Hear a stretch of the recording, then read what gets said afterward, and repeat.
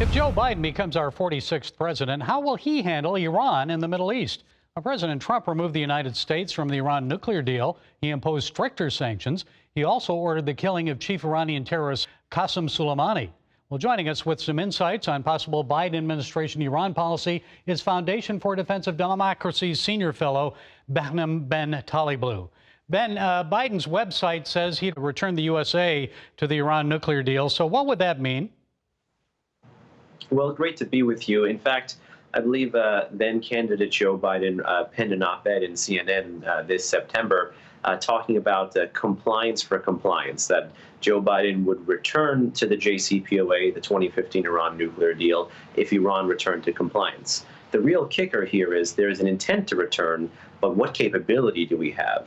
If Joe Biden doesn't want to deliver premature sanctions relief or pallets of cash like the administration he served in, or he doesn't want war, which both him and Trump don't want, the really only option that he has left with is his predecessor, Donald Trump's economic sanctions. So there is this question of how do you incentivize Iran to return so that if you are the U.S. and want to return, you can do so as well. That's a big question mark that I don't think his advisors nor him have publicly weighed in on in detail. And Ronald Reagan always said, trust but verify. So wouldn't it be a bit harder now to return to the deal because of the tighter sanctions that Trump has imposed? Well, it'd be much tougher to return to the deal for many reasons. The sanctions are one, but honestly, Iranian bad behavior is another. And perhaps maybe the third and most important is that the JCPOA, even though the U.S. left it in May 8, 2018, the Iranians and the Europeans have continued to act like that ghost of a deal still is alive and still in force. And what that means is in October, at the UN level, the international arms embargo lapsed on Iran. Now, the U.S. has an executive order blocking Iranian weapons transfers or imports. But if a Joe Biden administration wants to go back into the deal, they could easily lift that executive order. So there's a different nuclear reality, different nuclear facts on the ground today as Iran's program has expanded.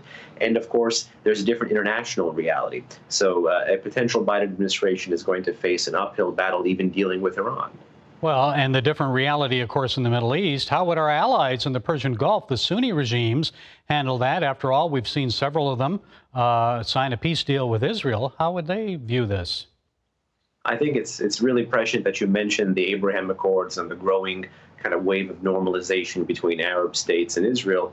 And that's because they may see this relationship with Israel as a very important hedge. If the perception is that the U.S. is on its way out, that the Iranians are rising, who is the only other regional power that has been able to check and roll back and contain Iranian power? And the question is quite clear.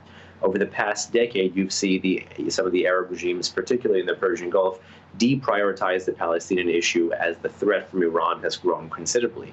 Now, that necessarily draws them towards Israel.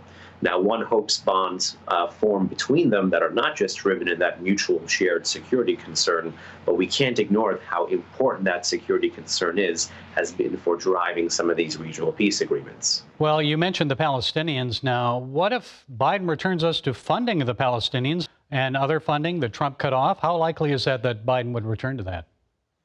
Well, I'm not an expert in Palestinian politics, but I do see an unfortunate trend rising. And this trend has been with us in the U.S. really since the end of the Cold War. And it's the political incentive to do the exact opposite on your predecessor, particularly on executive branch issues and philosophical issues. George H.W. Bush had realism as his governing foreign policy agenda, and Bill Clinton reversed that with two terms of internationalism and liberalism. Then you had George Bush campaign for a more humble foreign policy, but after 9/11, really an overextension of the U.S., particularly through democratization in the Middle East. You had Obama roll that back and achieve that 2015 nuclear deal. Then you had Trump reverse the 2015 nuclear deal and revert to some of those more traditional allies we had in the region. So it's likely that Biden may actually try to undo some of the gains Trump has made in the region. It's unclear how that may flesh out with respect to the Palestinians here, but I think a return to the 2015 Iran nuclear deal and a return to the Paris climate deal is something they're seeking. So if there's something at the executive branch that they can do easily, it could actually be within the realm of possibility. And I'm sure Israel is very concerned about this, everything unraveling, because obviously they did not have a good experience with the Obama administration. Your thoughts on that?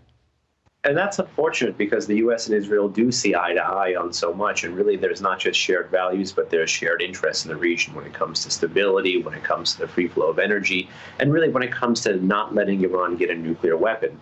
So one hopes that politics can be put aside in 2021 and beyond, and these states can actually focus on some of these shared security and other goals in the region. One has to be aware, of course, that the Iranians are quite adept at exploiting cleavages, and they may want to flesh out some of these cleavages in the international community. When the U.S. left the nuclear deal, Iran tried to isolate the U.S., and Iran benefited immensely from that spat between Netanyahu and Obama in 2014 and 15. Okay, Behnam Ben Talablu, Senior Fellow at FDD. Thank you, Ben, for your time and insights. We appreciate it.